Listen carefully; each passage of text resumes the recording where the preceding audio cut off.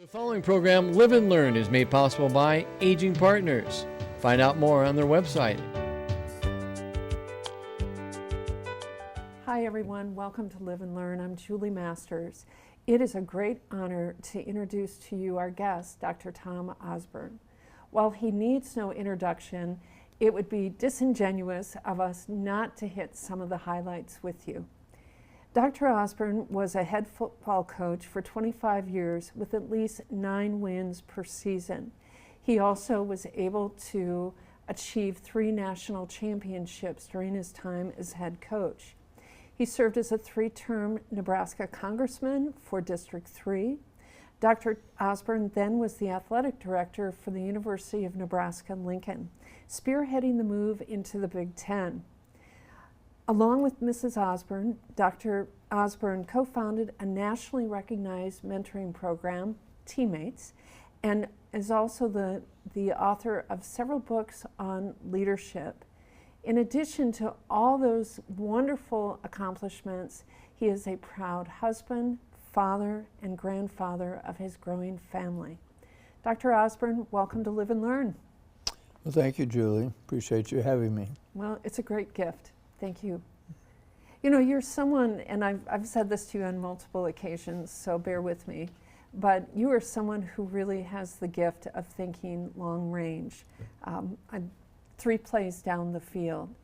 And I have to wonder, in terms of your own life, did you think about aging? Did you think about it when you were in your 30s and 40s to what it would be like to where you are today?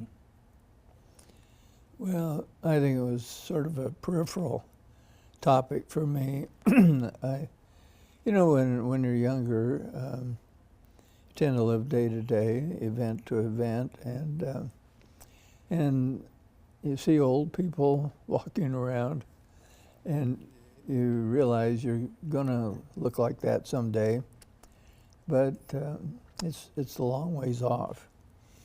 And all of a sudden it sneaks up on you, and there you are. You're an old person. I'm 87, which I guess is old. And of course, old and young is somewhat a state of mind. I mean, you can label yourself as really old and begin to feel that way, or you can feel like you still have a lot to do and a lot to give, and that there's more down the road. And so it depends a little bit on your attitude. You know, there's this concept of cognitive aging, and in the gerontological world, what that suggests is that people tend to see themselves about 15 to 20 years younger than they are.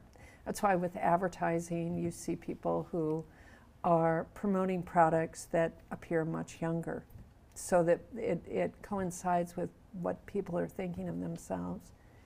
Do you see yourself as younger? And are you surprised when people treat you differently because of your age? So there's a couple of questions there. Well, I guess I know physically there's some things I used to be able to do easily. They don't come quite as easily now, and that's certainly a reminder that the years have added up. Intellectually, I still have a lot of interests and kind of keep up on things, and so I don't feel that mentally or intellectually that I'm over the hill, and so it's kind of a mixed bag. But I think the thing that's difficult about it is that people are aware of old age and death eventually is going to be a factor in their life, but so often they don't live their life as though that's a reality, and spend a lot of time really avoiding thoughts of the end of life. And I don't think you want to be morbid about it, and you don't want to be obsessed with the idea that you're mortal. But I think it's important that you have that awareness, because how you live your younger years certainly has a bearing on what's going to happen later on. And I think, I've talked to you previously about Stephen Covey's book, The 7 Habits of Highly Successful People. Right. And one of those habits was to begin with the end in mind. And what that means is simply that as you go through life, be aware that there will be an end. And sometimes people live their lives in such a way that the end is really difficult, and you haven't really prepared for it. And so I think that a contemplated and a reflective life is important, and that awareness that time does go on and that there will be an end is something that, again, you don't obsess with it, but I think the more you are aware of it and prepare for it, the better things are going to go. There was a hospice physician who several years ago came to Lincoln to be part of the hospice conference. And he started off his remarks with a question. He said, if today were your last day, how would it be any different than all the other days? So I would ask you You're today, asking me that. hopefully not during this, hopefully not during this interview, Yeah. but how would today be any different, or would it be the same? Well, I suspect that if you knew this was your last day, that there'd be some things you'd try to attend to. You'd probably spend some time with your family and letting them know how you feel about them and how important they are, and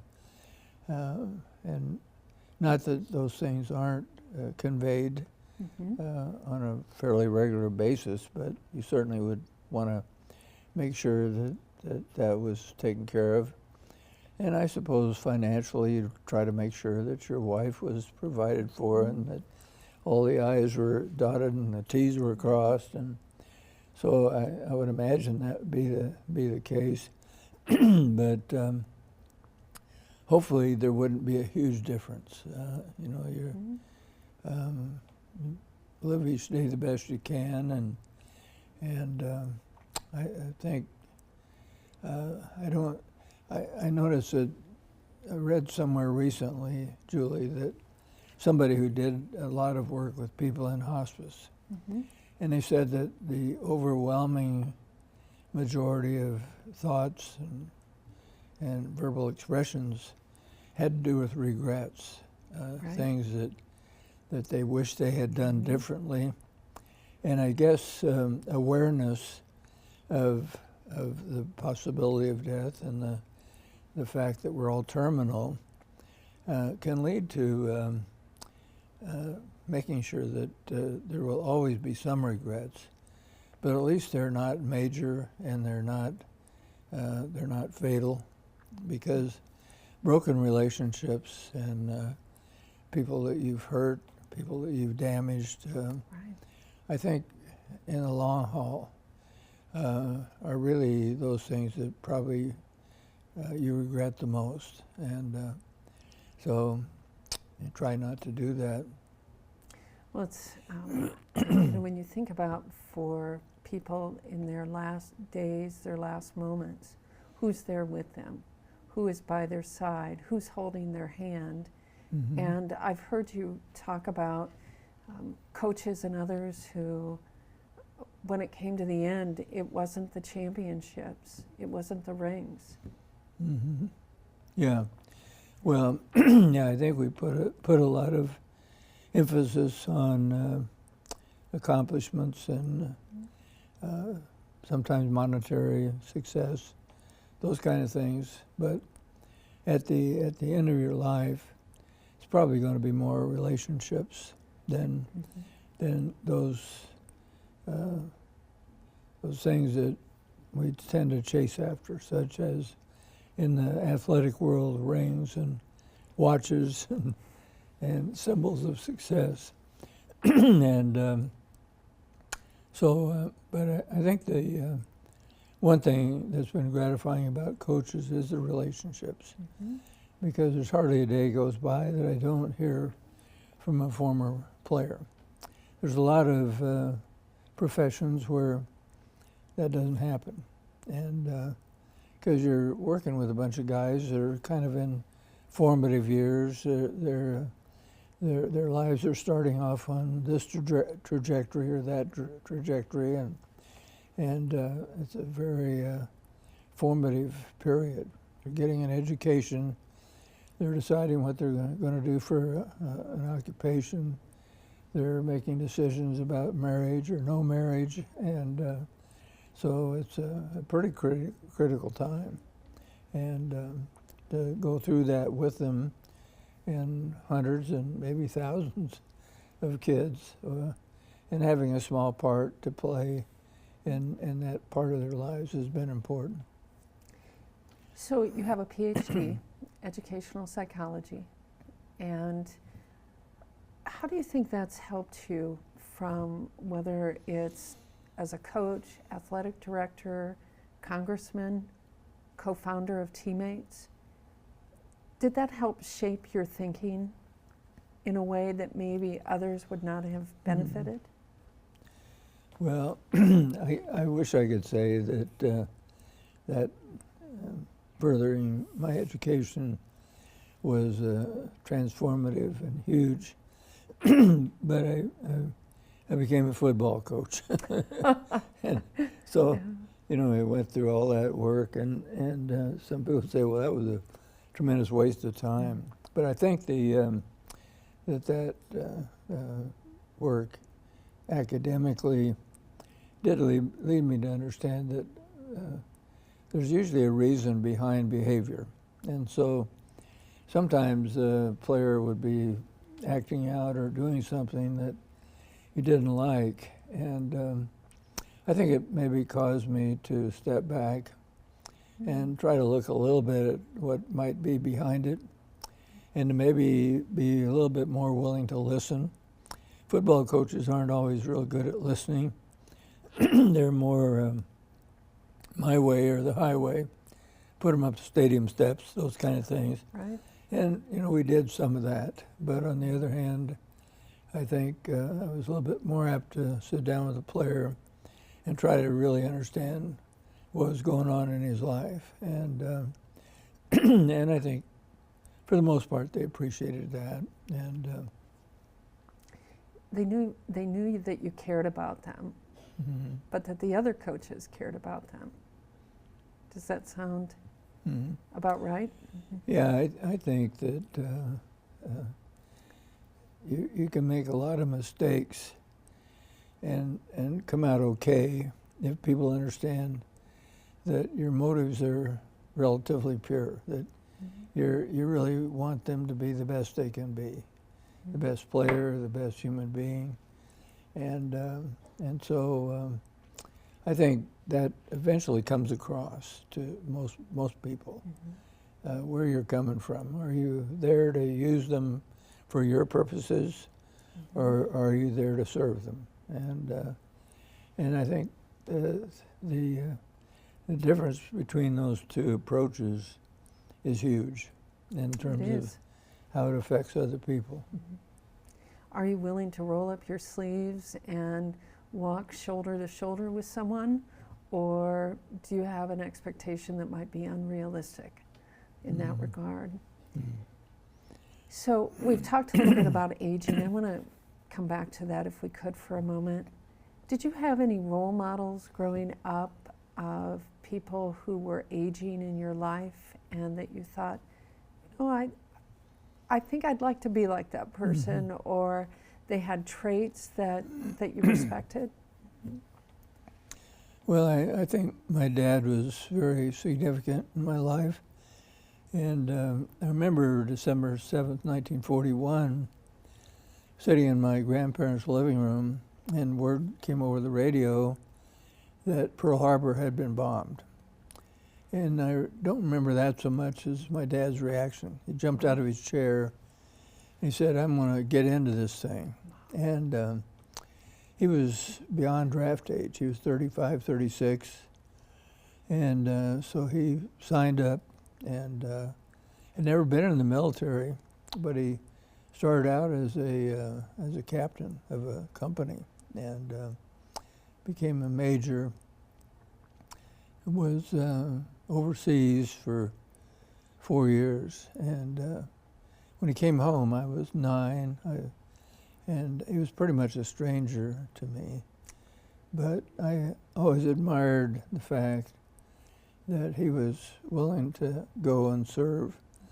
But it was also a very painful time to my family because he was in the Battle of the Bulge, and my mom didn't hear from him for several weeks, and she'd come home every day and no letter, and she'd cry. Oh. And so it was a stressful time. But I think one thing about that World War II period that struck me was that the whole nation was galvanized, and everyone was pretty much pulling in the same direction because this was for all the marbles. And you didn't see all the name calling and the infighting and the almost childish behavior that you see now in the political world. And so it was the worst of times and, in a sense, the best of times. But fortunately, my dad came home, and so I admired him. There's a guy named Woody Varner who was the president of the university. And I was a young coach, not real young. I was 35 when I became head coach, and I followed Bob Devaney, and Bob had been very successful, so the bar was pretty high. And we'd get beat by Oklahoma or somebody, and I'd be at home with the phone off the hook because I had a listed number, and the guys in the bar would start calling, and so I was pretty depressed, and Woody'd come over. It'd be a knock on the door, and here's the president of the university. He's got other things to do, and he'd come in and crack a few jokes, which I didn't necessarily feel like laughing, But after a while, things would get better, and I always admired Woody because to have a guy in that role who was sensitive to kind of what was going on, and he and his wife Paula would come by, and we didn't feel like we had a friend in the world. And so to have a president of the university on your side was helpful. Oh, it would have to be. You just think about his insight as a leader to recognize that you and your family needed that kind of support. What a powerful story. Why don't we take a short break here, and then we will return. And to our viewers, stay tuned, and we'll be right back. This is where teammates mentoring began back in the early 90s. We had 22 football players mentoring some middle school students here in Lincoln. As a coach, I know that champions are developed with guidance, time, and encouragement. Mentors can make a difference in a young person's life. Just by being there, you can be part of a critical transformation. Nearly 800 Lincoln students are waiting for a teammates mentor. Go to lincolnteammates.org to learn how. I mentor. Will you? All right, welcome back, everyone. So we were visiting about really the generosity of President Varner to be there to support you when there was a loss. And so you certainly had a successful career as a head coach, and then you made the decision to become a congressman, to enter politics. Did you have any role models, people that supported you during your time as congressman? Well, Julie, I think that sometimes subconsciously there's a reason for doing that. My grandfather was a minister, and and he served in the Nebraska state legislature, and he actually ran for Congress at one time and was defeated very narrowly. And I don't even know if I was born at that time. I was very, very young. So I didn't think much about that, but I suppose sometimes those things in your past trigger something. But the main thing was I told Frank Solich that I was going to go 5 years. And he had some job offers, and I said, go 5 years, and then I'd like to see if you couldn't follow me and be the head coach. And 5 years came, and we had a couple players, Grant Wisterman, Jason Peter came in, and they were all American players, and they were juniors.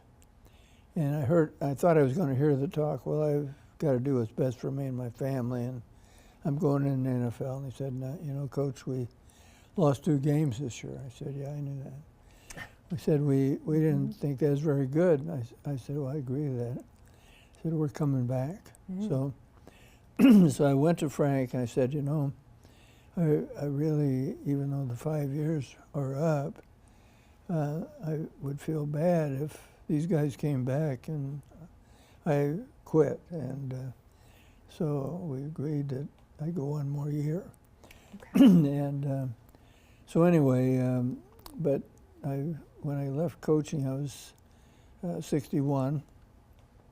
Still had quite a bit of energy. That's a young man. Yeah, well, it seems so now. And Sure. And so I didn't know what to do with myself, and I thought, you know, I was from the 3rd District, and that's the more rural part of Nebraska. The land area is about 75% of the state, from about York on to Scottsbluff. And things were bad out there, but farms were getting bigger, and fewer people on the land, and small towns were, for the most part, shrinking. Yeah. And I thought maybe I could be of help. And so I did run for Congress and spent 6 years. And the thing that I regret was that I thought Nancy would go with me. And she went back there and sat in an apartment and looked at the walls for a couple of weeks. And, you know, our kids are here, grandkids, and she thought it'd be better to stay here. So we were apart a lot because I would come home on a Friday and I'd spend 3 days traveling the 3rd District, and so it was difficult from that standpoint. And there were some things I was able to get done I thought were worthwhile, but probably of the periods in my life that I look back on, and I'm not so sure that would be a real high priority to do that. And one of the things that was difficult was that most people seemed to be more interested in advancing their own career than what was necessarily best for the country. And but I do remember a guy, his name was Robin Hayes, and Robin was a friend of mine, and a vote came up that was going to be very difficult for him in his home district. But he knew what the right thing was to do for the country.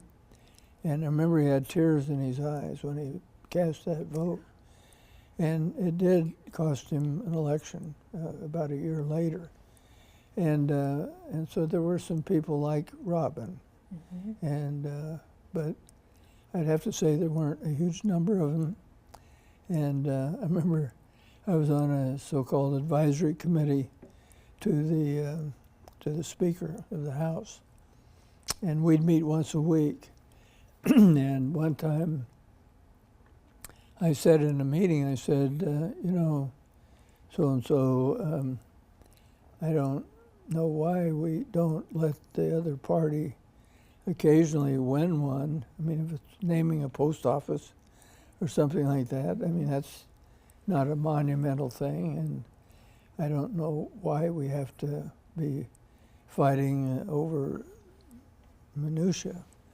And he said, well, it's like, he thought it was, since I'd been a coach, he said, it's like a football game. You don't ever give your opponent any edge or any advantage. And I didn't see it that way, you know. But so I always objected a little bit to the partisanship and the infighting and those kind of things.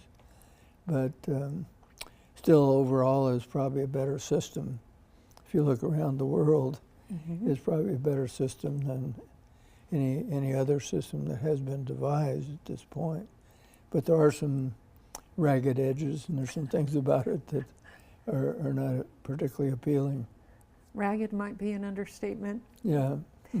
This interview is taking place during election season, and it's pretty hotly contested at all levels.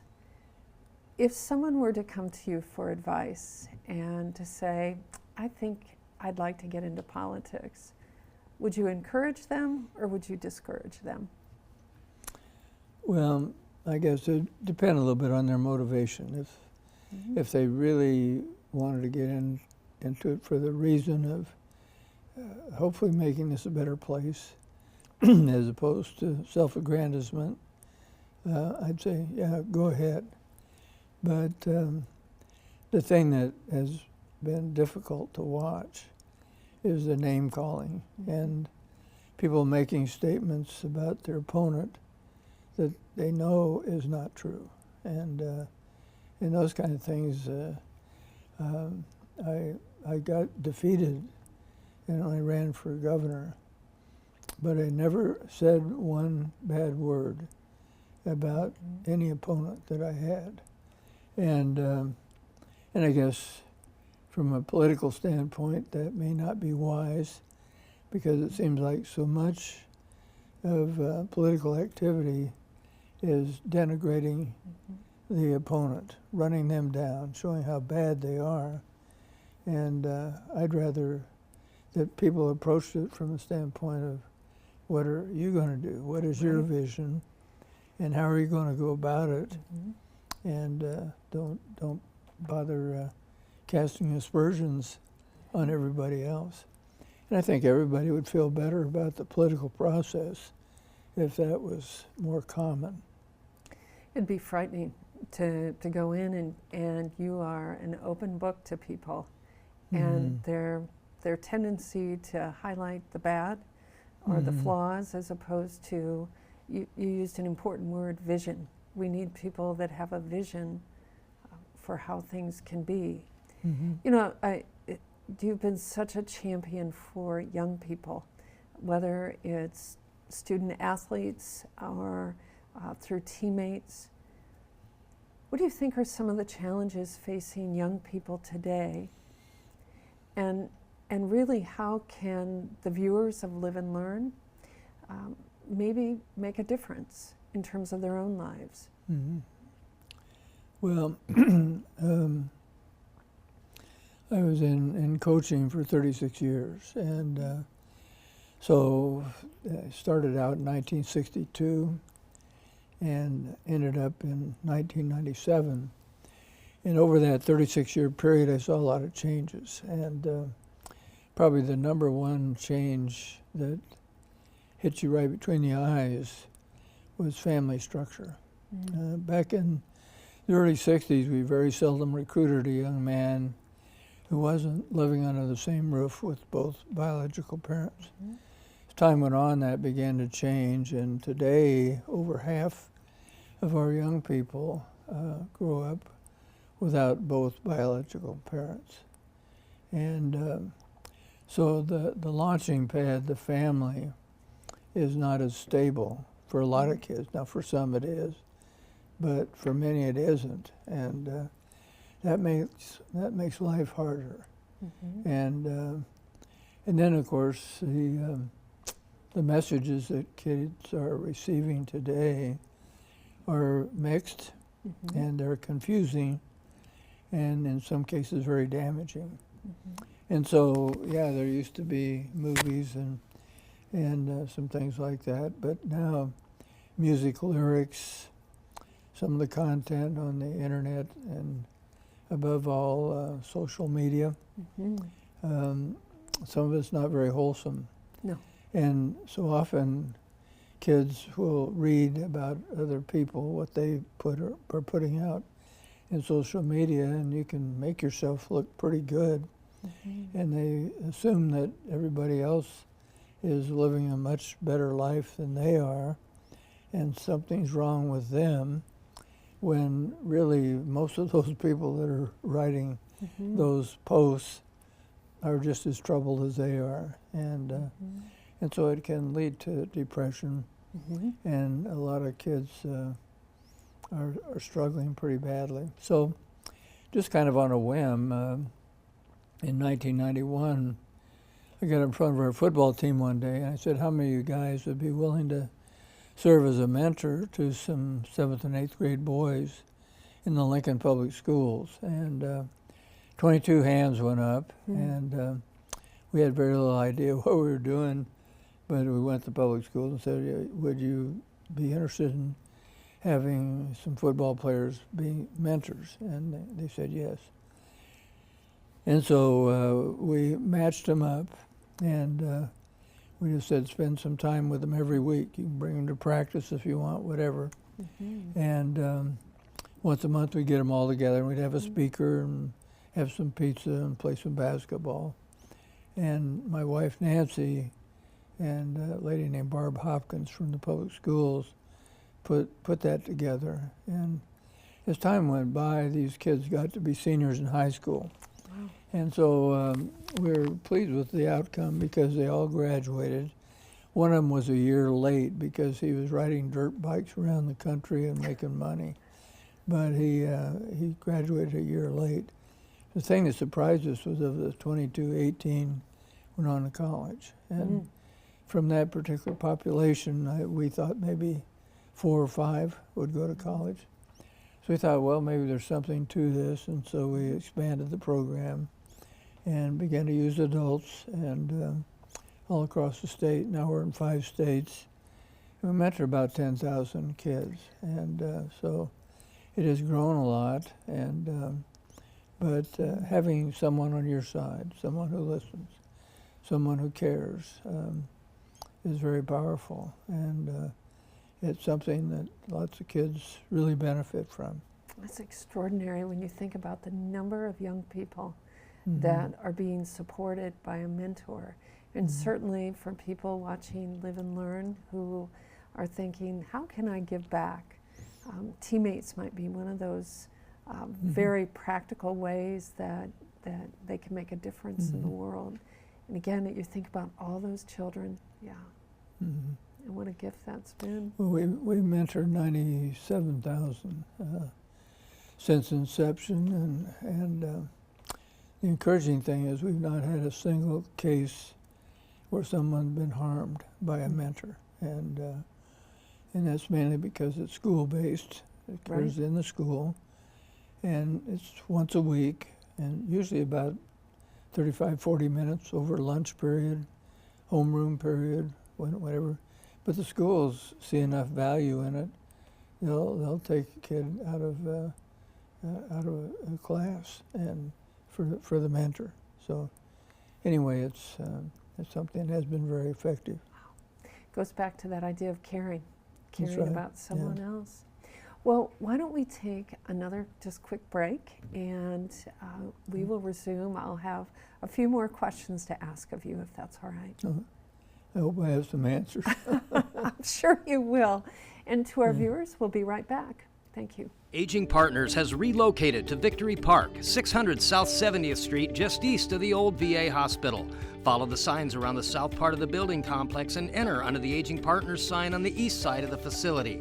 The new fitness center is equipped with state-of-the-art cardio and fitness equipment.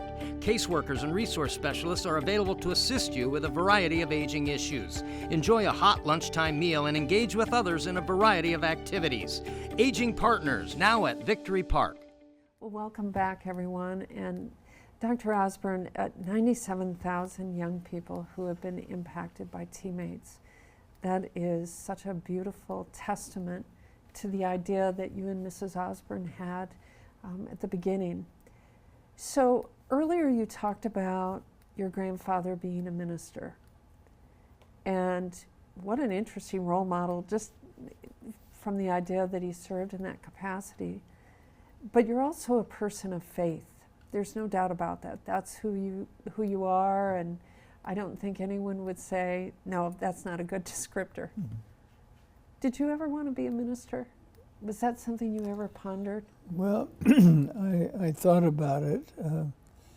There was a Rockefeller grant when I graduated from college that I applied for, because what they were doing is they were paying people's way to seminary for a year to see if they liked it or not. So I got one of those grants, and in the meantime I was drafted by the San Francisco 49ers. And so I was out there with the 49ers, and there was a seminary called San Anselmo, which was north of the Bay Bridge. Okay. But we practiced down in Redwood City, which was 50 miles south of San Francisco. And for a couple of weeks I did both. I would be up there at San Anselmo, and finally I decided that there was no way I could play for the 49ers and also go to seminary. So I went the football route, which may or may not have been a good decision, but that's what I did. But I did think about the ministry at one time. And I think my grandfather always was somebody I looked up to. He wasn't what you'd call a typical preacher. He had been a football player at Hastings College back when things didn't have helmets, and it's pretty rough. Oh my goodness. And he was Okay. he was a guy in agriculture, but he was a good man, and he had a lot of people, a lot of old ranchers out in western Nebraska who, when they died, they wanted my grandfather to bury him. Wow. And they may never set foot in a church, but they knew my grandfather, and they respected him. So he was an influence, even though I was not in his presence more than maybe a dozen times. And he was killed by lightning when I was in about the 3rd or 4th grade, and he was out raising some turkeys and standing by a pump when lightning hit the windmill and killed him. And so his life was too short, but he was an influence. You know, what a compliment to him in his life that those ranchers trusted him enough to oversee their burial. And so that sort of influence you've had, your grandfather, you had your father who, you know, in terms of his willingness to serve and what a role model he was. Do you have a role model today? Do you have someone that you look up to? It could be older, it could be younger, that see, okay, there's some characteristics that I respect. Yeah. Well, I really haven't thought about that very much, to tell you the truth. I don't know that there's anybody right now that I try to pattern my life after. You know, that I'm far enough down the road that I haven't got that long to go. And but there are people that I relate to and admire, but probably more contemporaneous was Woody Varner was a guy that, you know, he'd been an athlete down at Texas A&M. He was a basketball player. I didn't know that. Okay. Yeah, and but he had a great sense of humor, and was somebody I really related to, and so. But I can't say that I look around and say, well, I want to be like that person. You know, I haven't got that long to be like that person. So that's fair. That's fair. I realize that was a little unusual, but you know, it's interesting. When you served as athletic director, you had the opportunity to take on more of an administrative role. Did you enjoy that time? Well, yes and no. I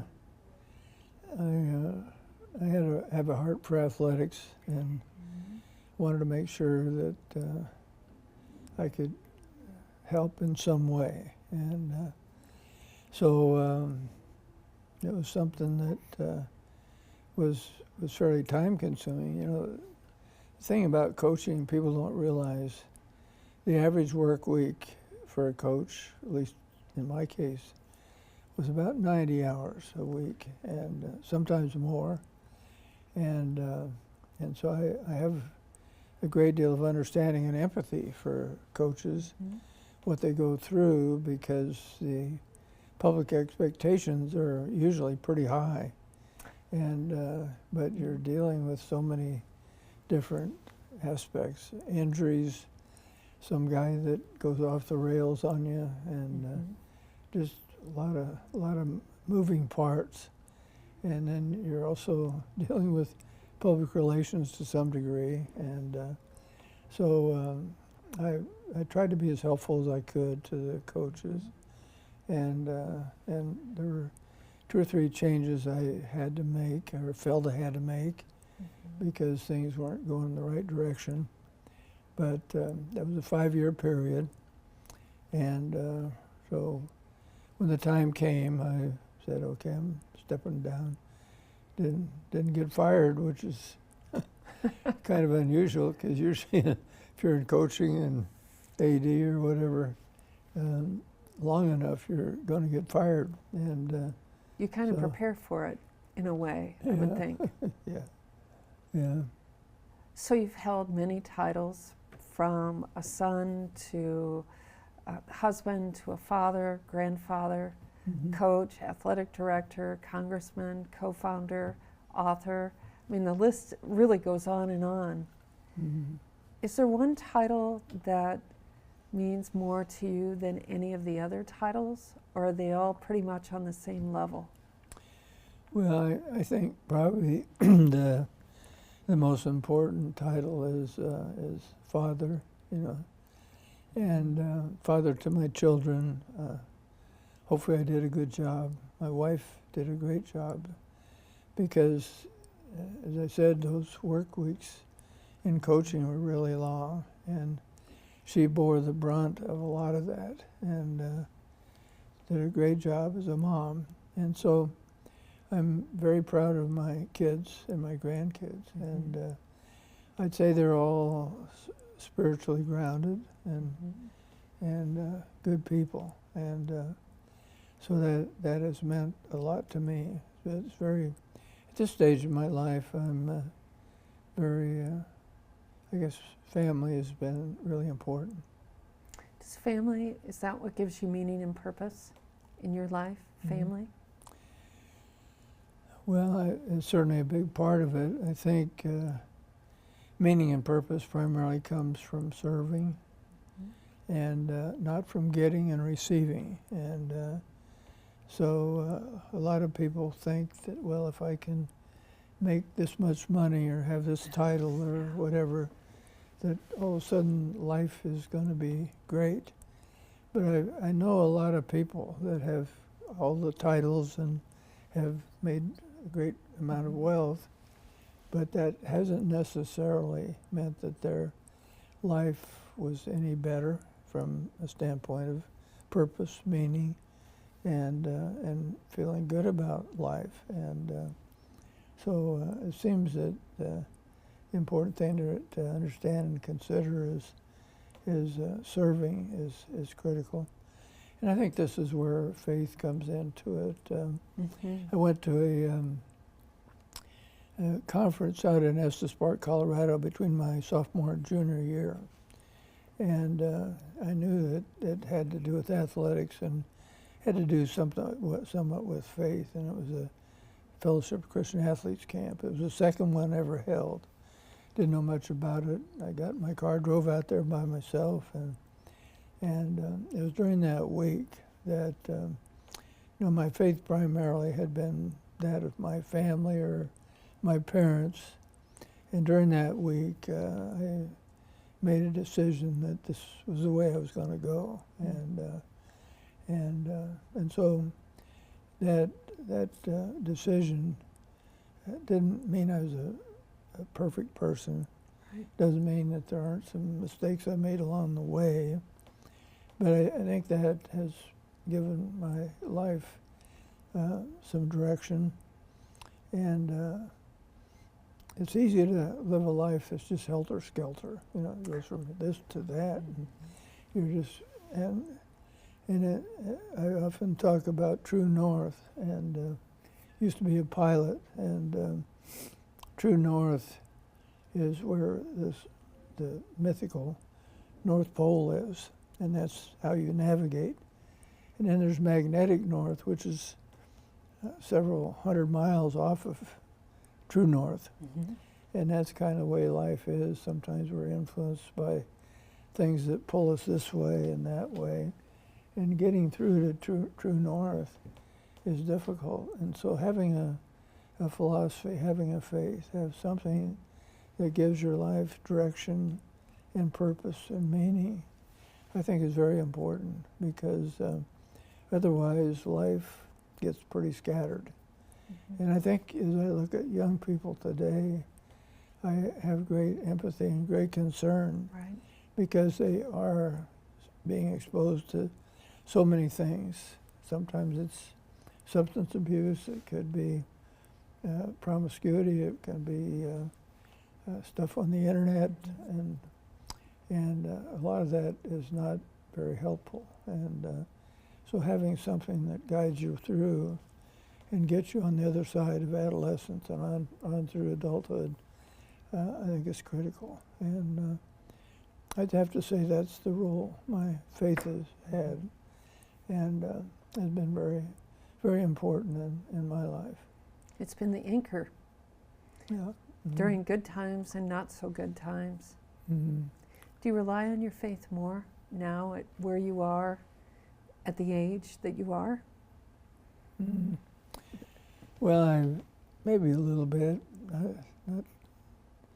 It was important during coaching, during Congress, and throughout my life, really. And I remember one time during that week out at Estes Park, ran across First Scripture and said, if anyone would save his life, he will lose it.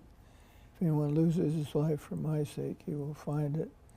And I think what that meant was simply that a lot of times we try to save our lives Mm-hmm. by self-centered activity, making more money, more popularity, more positions, but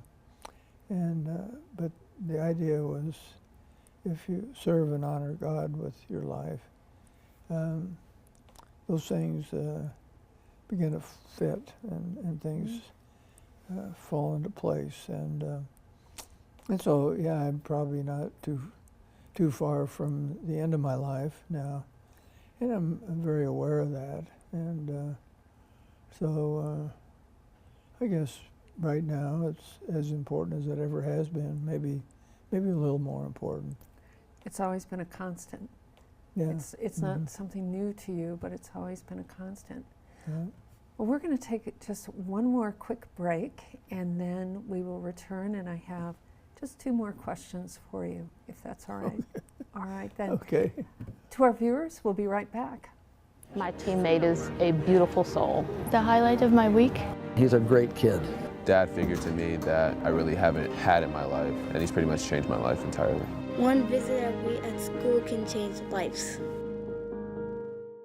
My teammate is very special to me. She's the best part in my life right now. He makes me want to go to school more. And he's pretty much changed my life entirely. One visit a week at school can change lives. All right, well, welcome back, everyone. We are having a very thoughtful conversation with our guest, Dr. Tom Osborne. Again, thank you for being part of the Live and Learn program. Very grateful. Sure. You know, there's a great line by Robert Barron, "Your life is not about you." And it seems that that's been a reflection of your life. It really hasn't been about you. It seems like it's been about others. Think that's fair? Well, I certainly hope so, yeah. Yeah. And, one thing that we've found in mentoring teammates, there are a number of outcomes. You try to be data-driven, and so we find that attendance in school is better in about 85% of the cases. We find that there's less misbehavior in about 85% of the cases. But we also find that about 85% of the matches, the mentee says they are more hopeful. And hope is something that I think people don't realize. If you see some light at the end of the tunnel, that life isn't always going to have to be this way. A lot of kids are in situations that are really struggles. And the thing that we find the mentor can provide is a sense of hope. That have you thought about doing it this way instead of that way? I see some really great things about you. You have this talent. Have you ever thought about developing this talent and taking this course or taking this job or whatever? And so hope is very powerful. And there's research that shows that it's the best predictor of future success in life. It isn't your IQ, it isn't your education, it's really your attitude toward the future. And if you see some possibilities, if you see that there is something that can happen down the road that's going to be better, then things begin to fit. And so hope is really powerful. And I think that's the one thing that we try to do in mentoring is providing a vision of how things can be okay and things can work out. And it takes time. It can't be a one-shot deal. Like we'll go to this play or we'll do something. You have to be consistent.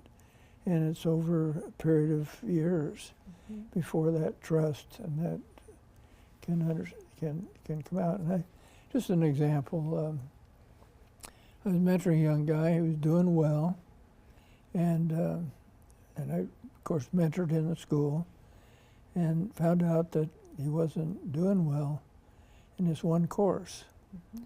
And he was on track to graduate, but for some reason he wasn't going to this one math class. So we had a few talks, and he didn't like it, that class, and he wasn't good at it.